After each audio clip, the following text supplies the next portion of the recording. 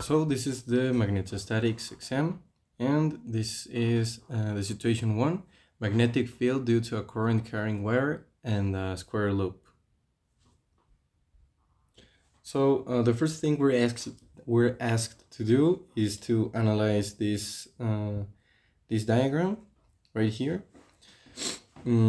First, we have to put in, well, I chose the Z axis to put the current wire that it's like infinite. Then here's the P point, the R vector, and this D. Well, the next step is to use the Biot-Savart law. And well, first we have to put the differential elements. The L, and in this case, it's basically in the Z axis. Then R, that is this result, and the R magnitude is this one right here. Then we do the cross product of both vectors here, and we obtain this result. So with this result, we put it in the next integral substitution, and using the Biot-Savart law. So we get this integral, and doing the integral, we have this result right here, going in I divided by 2 pi d and y, the y unit vector. And solving the integral, we can see that the magnetic field goes in the y direction of the point P. This was expected because of the right hand rule. Now for the situation 1 part V, we're asked to do basically with a square loop that we can see in this diagram. So I put the sides labeled as A, B, C, and D with the coordinates of A0, 0, A0, A0A, and AA. And we also have the point P right here. To obtain the total magnetic field, we have to sum all the Z components acting in the P point, going side by side. So that's what I did here. So inside A, it's all this calculus, and we can say that inside A it has no Z component. Side B, it actually has a Z component. Side C, Z component, and side D, no Z component. Now we sum the sides B and C because they have the same the Z component, and because they're the same, we can just multiply the integral by 2, as we can see right here, and change the differential by an S for simplicity. Now using an integral calculator, we obtain this right here. This is the result of the total magnetic field affected on the point P. For the situation 2, we have to calculate the magnetic field in this circular loop, as we can see in the diagram right here. And we're asked to calculate 2 points, in P if it's in minus y, and if P it's in plus y. First, we use the Biot-Savart law, as we can see here, and we first start with the parameterization. That is right here, the R phi, it's, this parameterization, and also the DL. So the next step is the points, RP being 0, plus minus y, and 0, R being this, RP minus R phi. Then we make the cross product of DL and R, and we have this result. And there are components that get cancelled out by symmetry, in this case X and Z components, although the Y component survives. And this also has to do with the right hand rule, giving us the resultant magnetic field, magnetic force in the point P Y plus and P minus Y. For the situation 3, we have a sheet in the YZ plane. So it's right here. Just a second. Okay, it's just right here.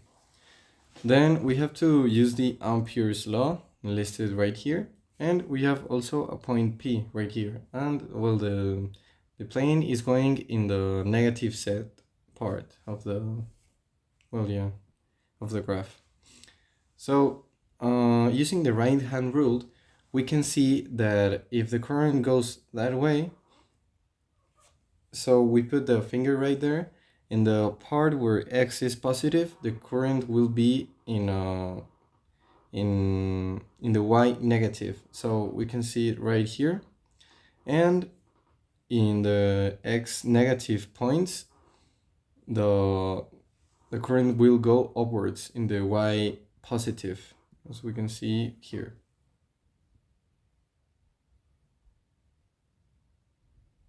Then we have to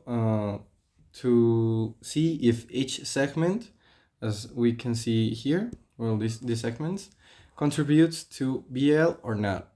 Well, and doing all these operations, we can see the segment 1 and the segment 3 contribute to BL. So then we form the line integral. The line integral is listed right here. So we change to basically 2BL, and we know that the current length equals to the K times the length listed in here. So we substitute in Ampere's law. So knowing that BDL is 2BL, so we put it right here. Then this part in the current goes this way, and finally, after doing a little bit of algebra, we get that V equals this result. In the situation 4, we're asked of a motion of charged particle in the magnetic field using the Lorentz force. First, the data that we have is a particle charge Q, and well, it's basically here, also the velocity and the magnetic field B. Also, well, then we can do the R vector that's pointed right here, and also the Newton's second law pointed right here. Then using the Lorentz force, we can have the cross product and the resultant vector listed in here. So now we split the vector and it's just right here, and we prepare for the graphs. So for the graphs, we have these equations, Vx, Vz, and x in t, and z in t. So we can see the motion of the particle. And finally having this position component right here.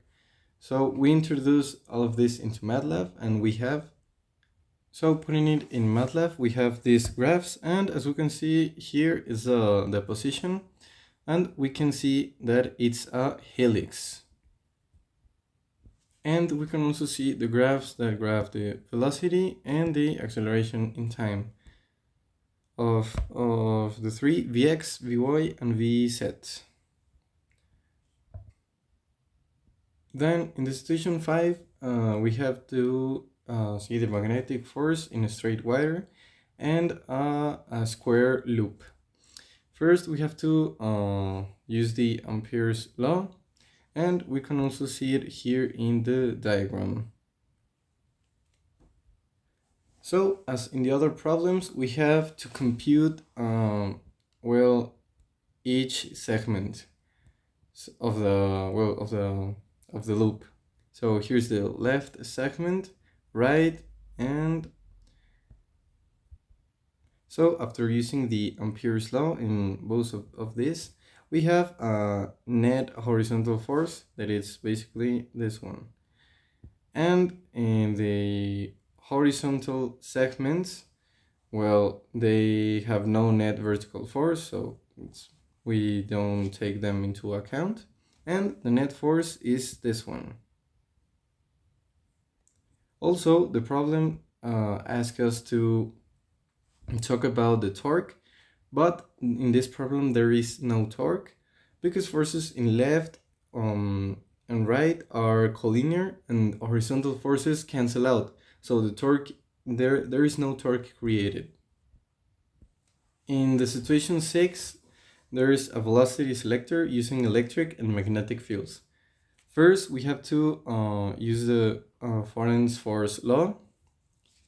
And well, we also have this data, E in y vector, V z, and V0 x. Now, we have to do the UV V cross product right here. And because we have x and z, we have now a y. All right. Now we use the Farnham's law right here and multiplying the q by all of the elements, but now we take into account the element that we just producted right here. So we take this result and we put it equal to 0. Then we eliminate all the same elements, so q, y, q, and we get to this point. Then the result is that V0 equals to E0 divided by V0. So that's the required magnetic field. The next part of the problem is thinking about if V0 can't change. And well, we have to use the same equation that we acquired just right here and solve for V0. So it's right here and it's in the x direction. Then here we can see the diagram where we have the electric field and the electric force, the velocity, and the magnetic force. And here's well listed in the diagram why they cancel out and why we have to have well just a specific velocity for the particle. So now this acts as a velocity selector because only particles with the specific velocity that we calculated, v equals E divided by V, will get through it. So if it's faster, it will be deflected by the dominant magnetic force that is going downwards. And if it's slower, it will be deflected by the dominant electric force that is going upwards. So basically, if it's different from V equals E divided by V, the particle curves. It will go this side or this side. And also a great example is cathode ray tubes that are used to filter electrons by their velocity.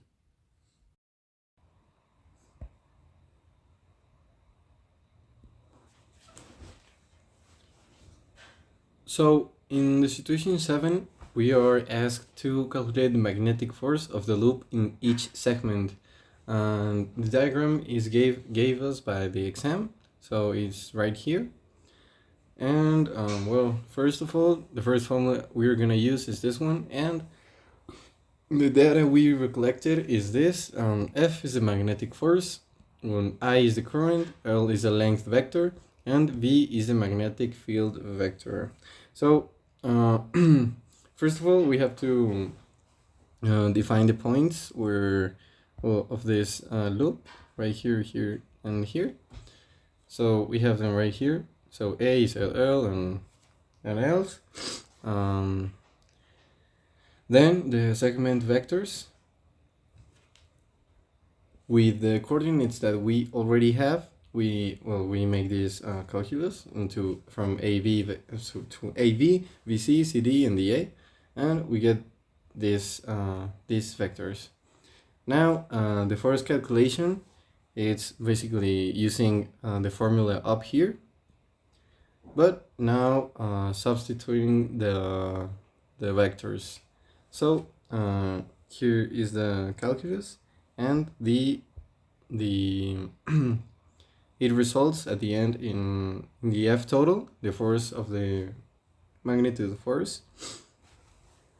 And it's basically all the vectors, and we sum it right here,